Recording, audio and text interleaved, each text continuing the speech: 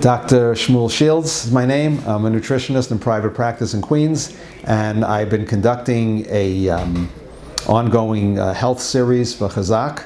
I appreciate the opportunity to be able to do this, and I hope the listening audience is benefiting from this series. And we have to remember we have a mitzvah, an obligation to guard our health. It's a very important mitzvah because guarding our health allows us to do the ratzon of the Ribbon Shalom. So I want to talk a little bit about, the summer is upon us. We really, and people are going to be out, people are going to be doing things. So I want to start this little talk by just talking about Teva. What do I mean by Teva? Teva is the way the Ribbon Shalom made the world. There are certain laws that Hashem put into motion, something like gravity. You drop something, it doesn't go up, it goes down. The sun rises in the east and sets in the west. And Hashem put many laws into effect. Inertia, a body that's at motion continues at motion. So when you're sitting in your car, traveling at 40, 50, 60 miles an hour, the car comes to a short stop. You're part of that vehicle, you're a body.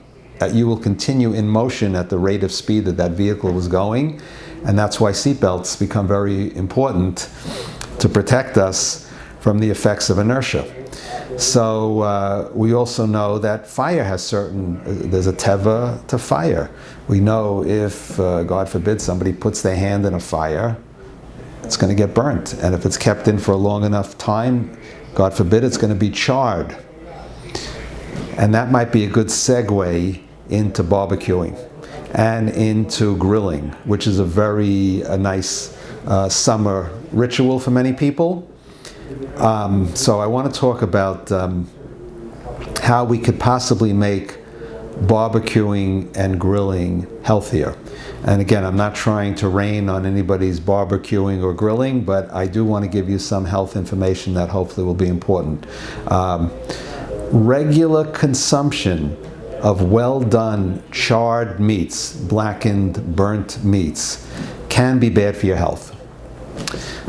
Due to the exposure, the meat's exposure to carcinogens. When a meat is burnt like that, there's a certain product that's formed on the meat called HCAs, which the long name is heterocyclic amines. These are the carcinogenic properties that are in the burnt meat. And we also have something called PAHS, which stands for polycyclic aromatic hydrocarbons. And this is when fat drippings create flames and smoke that go back into the meat. So we have these are just natural occurring things that happen when we cook at very high temperatures, when we barbecue or grill, even when we fry, we have these kind of concerns as well. So what I want to do is, and obviously the more frequent consumption and the greater consumption of these things can put us at risk for certain cancers. So tips to minimize exposure. We're not saying you have to throw out the grill and the barbecue, but here's some things that you can do. Grill vegetables. Grilling vegetables is probably a better way to go. And if you are or want to grill things like meat or chicken or fish or things like that, one of the suggestions to minimize your exposure to the harmful byproducts here would be to marinate your meat using something like a vinegar-based marinade that contains herbs and spices, approximately a half a cup of marinade for every 1 pound of food. So this could minimize your exposure and prevent the charring. So that's one of the reasons why people do marinade. Another option here, instead of starting your grill or barbecue on torch mode, on full blast, start the barbecue on medium to high temperature and flip the meat often to avoid charring. So that's another way to possibly avoid this kind of charring effect. Trimming excess fats off meat before putting it on the grill will help mitigate unwanted dripping, so then you'll avoid that smoke going back into the food. Once the food is cooked and you notice that there are some charred or burnt parts, so cut them off. Cut the burnt parts off. After all, it's just burnt meat, so it doesn't have to be eaten. So I would just take those parts off. Okay, so those are just some tips for some healthy grilling and barbecuing. Other things you could do when you're using, meats or chicken, use smaller amounts and always combine it with, vegetables and a big salad or things of that nature, just to balance out the summer meal and make it a little healthier. Next, I want to talk briefly just about dehydration. We did have a talk on this, I think, a few weeks back. Just things you could do to reduce your risk. It is hot out there today. We're in the middle of a heat wave now. We do lose about 2 to 3 quarts of water every day. It's recommended that we consume approximately 8 ounces of water for every 20 pounds of body weight to be able to rehydrate and to have a good water intake. One of the signs of dehydration is when you're really not passing that much urine, and when the urine is dark in color. Urine should almost have no color. Very pale yellow, almost no color. But if it's getting into the dark, bright yellow or orange or brownish range, that could be a sign of dehydration. Next, a very, very important area, heat stroke and heat exhaustion. I'm just combining these two areas together. Just some tips from the Mayo Clinic to reduce the risk of these conditions. Wearing loose-fitting, lightweight, and lightly colored clothing when you're out in the sun for periods of time could be helpful. Using a sun hat, sunglasses, protecting against sunburn are very important tips. Avoiding the sun during the hottest parts of the day, between 11 and 3 p.m. Avoiding very strenuous activity in hot weather. Drinking plenty of fluids, particularly water, is very important. Avoiding excess alcohol and caffeine consumption.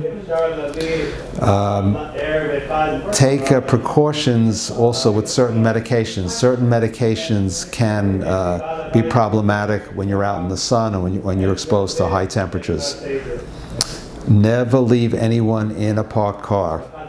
I'll just tell you an interesting story. I have a good friend named Spencer Spielman. Some of you probably know him. He's a chef, and he once closed his car door, very, very hot day, and on the dashboard, he was unaware of it at the time, was an apple, a raw apple. When he came back several hours later, that raw apple was now a baked apple. And he told me it was one of the most delicious apples he ever ate in his life. Just to give you an idea of how hot it can get in a car with windows closed. Okay, so be careful never to leave anybody in a car that's parked with windows closed and so on. Be cautious if you're at risk. If you have health problems or you're at risk for heat stroke or heat exhaustion, be cautious. Signs and symptoms of heat stroke or heat exhaustion can include headache, dizziness, confusion, loss of appetite, feeling sick, excessive sweating and pale, clammy skin, fast breathing, or rapid pulse, and higher body temperatures, and being very, very thirsty. So these are signs and symptoms to watch out for. Okay, we're just going to conclude now with just some miscellaneous things. And again, this is not an exhaustive overview of summer safety, but just some things to think about. Depending on the nature of the activity, whether it's hiking or boating or whatever it is, always make sure you have proper protective gear. Life vests, proper footwear, mosquito repellent, whatever it might be. Just make sure you have the appropriate protective equipment and gear with you.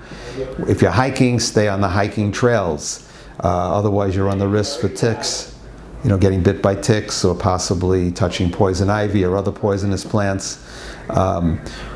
Be particularly cautious on dark country roads, whether you're walking or driving. If you're walking, make sure you have reflector material.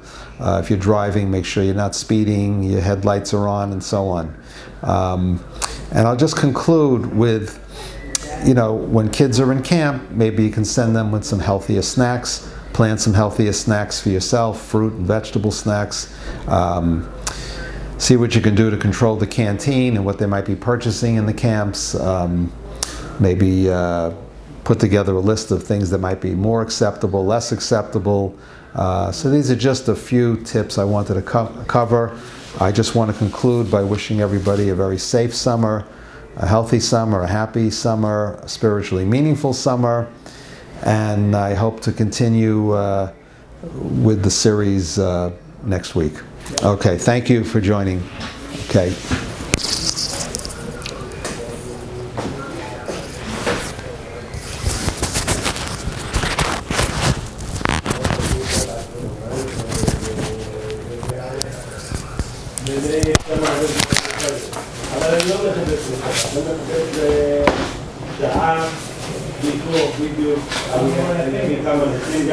Okay.